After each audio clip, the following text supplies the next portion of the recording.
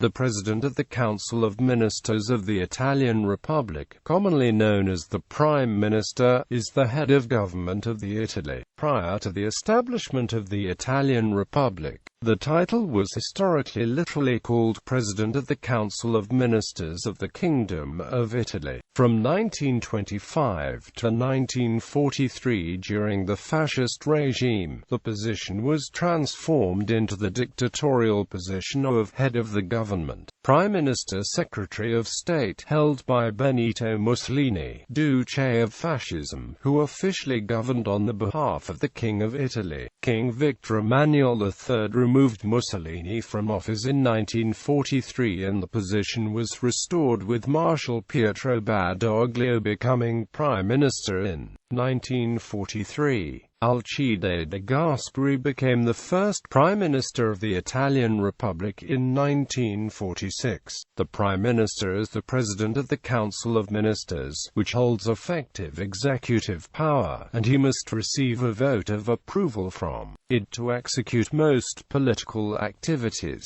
The office is similar to those in most other parliamentary systems, but the leader of the Italian government is not authorized to request the dissolution of the Parliament of Italy. Another difference with similar offices is that the overall political responsibility for intelligence is vested in the President of the Council of Ministers. By virtue of that, the Prime Minister has exclusive power to coordinate intelligence policies, determining the financial resources and strengthening national cybersecurity, apply and protect state secrets, authorize agents to carry out operations in Italy or abroad in violation of the law. The office was established by Articles 92 through to 96 of the current Constitution of Italy. The Prime Minister is appointed by the President of the Republic after each general election, commonly referred to in Italy as Premier. The right title of the office holder is Presidente del Consiglio dei Ministri, or just Presidente del Consiglio. The formal Italian order of precedence lists the office as being ceremonially the fourth most important Italian state office. Functions. In addition to powers inherent in being a member of the cabinet, the Prime Minister holds specific powers, most notably being able to nominate a list of cabinet ministers to be appointed by the President of the Republic and the countersigning of all legislative instruments having the force of law that are signed by the President of the Republic. Article 95 of the Italian Constitution provides that the Prime Minister directs and coordinates the activity of the ministers. This power has been used to a quite variable extent in the history of the Italian state, as it is strongly influenced by the political strength of individual ministers and thus by the parties they represent. Often the Prime Minister's activity consists more in mediating between the various parties in the majority coalition, rather than directing the activity of the Council of Ministers. The Prime Minister's supervisory power is further limited by the lack of any formal authority to fire ministers, although a cabinet reshuffle, or sometimes even an individual vote of no confidence on the part of Parliament, may in practice provide a surrogate measure. As the President of the Council of Ministers, the modern Prime Minister leads the cabinet. In addition, the Prime Minister leads a major political party and generally commands the majority in the Parliament. History. The office was first established in 1848 in Italy's predecessor state, the Kingdom of Sardinia, although it was not mentioned in the Constitution. The Albertine Statute. From 1848 to 1861, 10 prime ministers governed the kingdom, most of them being right-wing politicians. Historical right and historical left. After the unification of Italy and the establishment of the kingdom, the procedure did not change. In fact, the candidate for office was appointed by the king, and presided over a very unstable political system. The first president of the council was Camillo Benso di Cavour, who was appointed on 23 March 1861, but he died on 6 June the same year. From 1861 to 1911, historical right and left prime ministers alternatively governed the country. One of the most famous and influential prime ministers of this period was Francesco Crispi, a left-wing patriot and statesman, the first head of the government from southern Italy. He led the country for 6 years, from 1887 until 1891 and again from 1893 until 1896.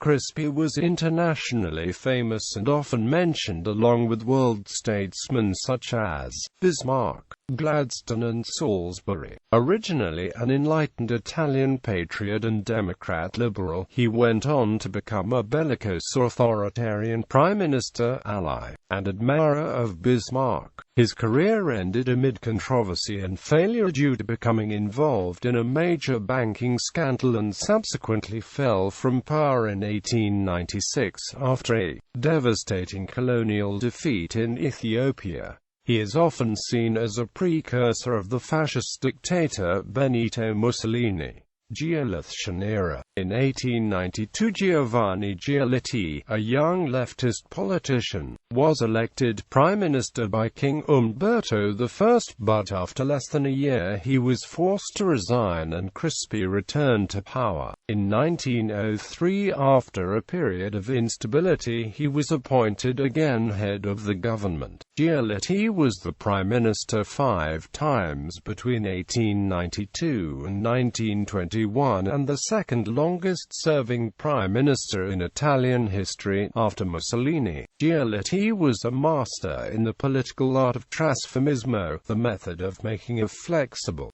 centrist coalition of government which isolated the extremes of the left and the right in Italian politics after the unification. Under his influence, the Italian liberals did not develop as a structured party. They were instead a series of informal personal groupings with no formal links to political constituencies. The period between the start of the 20th century and the start of World War I, when he was Prime Minister and Minister of the Interior from 1901 to 1914 with only brief interruptions, is often called the Giolitti era. A left-wing liberal, with strong ethical concerns, Giolitti's periods in office were notable for the passage of a wide range of progressive social reforms which improved the living standards of ordinary Italians, together with the enactment of several policies of government intervention. Besides putting in place several tariffs, subsidies, and government projects, Giolitti also nationalized the private telephone and railroad operators. Liberal proponents of free trade criticized the Giolittian system, although Giolitti himself saw the development of the national economy as essential in the production of wealth. Fascist regime. The Italian Prime Minister presided over a very unstable political system. In fact, in its first 60 years of existence,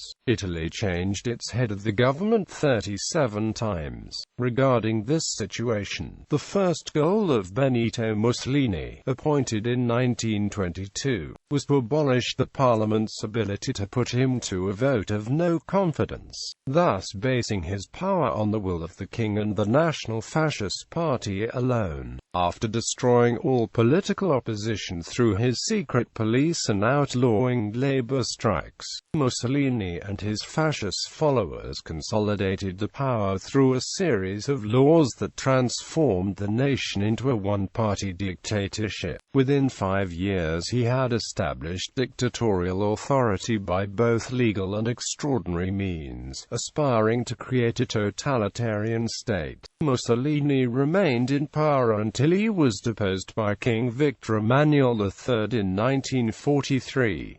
A few months later, he became the leader of the Italian Social Republic, a German-client regime in northern Italy. He held this post until his death in 1945. First Republic. With the proclamation of the Italian Republic in 1946, the office received constitutional recognition. The First Republic was dominated by the Christian Democracy political party, which was the senior party in each government coalitions from 1946 to 1994, while the opposition was led by the Italian Communist Party, the largest one in Western Europe. In the first years of the Republic, the governments were led by Alcide de Gasperi, a Christian democratic politician who had been prime minister for 7 years. De Gasperi is also considered a founding father of the European Union. After the death of the De Gasperi, Italy returned in a period of political instability and a lot of cabinets were formed in few decades.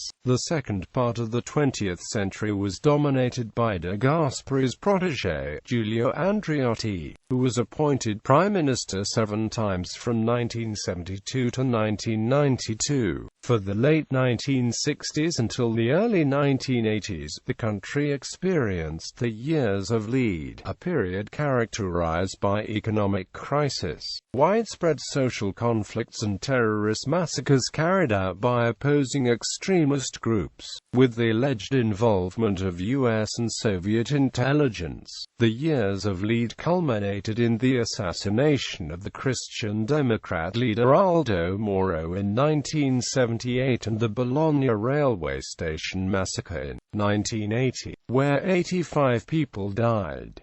In the 1980s, for the first time since 1945, 2 governments were led by non-Christian Democrat premiers, 1 Republican and 1 Socialist. The Christian Democrats remained, however, the main government party. During Craxi's government, the economy recovered and Italy became the world's 5th largest industrial nation, gaining entry into the G7 group. However, as a result of his spending policies, the Italian national debt skyrocketed during the Craxi era, soon passing 100% of the GDP. In the early 1990s, Italy faced significant challenges as voters, disenchanted with political paralysis, massive public debt and the extensive corruption system uncovered by the Clean Hands investigation, demanded radical reforms. The scandals involved all major parties, but especially those in the government coalition. The Christian Democrats, who ruled for almost 50 years, underwent a severe crisis and eventually disbanded, splitting up into several factions. Moreover, the Communist Party was reorganized as a social democratic force,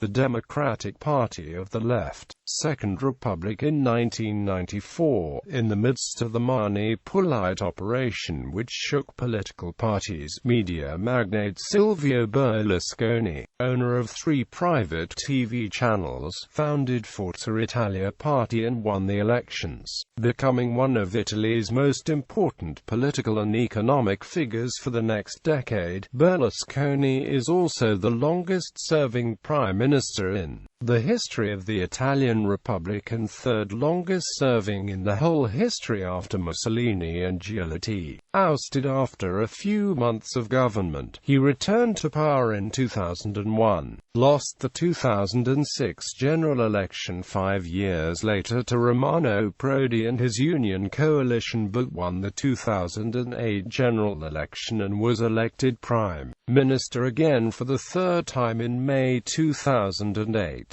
In November 2011, Berlusconi lost his majority in the Chamber of Deputies and resigned. His successor, Mario Monti, formed a new government, composed by technicians and supported by both the centre-left and the centre-right. In April 2013, after the general election in February, the vice-secretary of the Democratic Party, Enrico Letta, led a government composed by both center-left and the center-right. On the 22nd of February 2014, after tensions in the Democratic Party, the PD's secretary Matteo Renzi sworn as new prime minister. At 39 years, he is the youngest in Italian history. Renzi proposed several reforms, including a radical overhaul of the Senate, a new electoral law, and the reduction of the costs of politics. A lot of analysts, journalists and politicians think that these steps mean the end of the Second Republic and the beginning of the Third. Living former prime ministers. There are 10 living former Italian prime ministers. Living former prime ministers.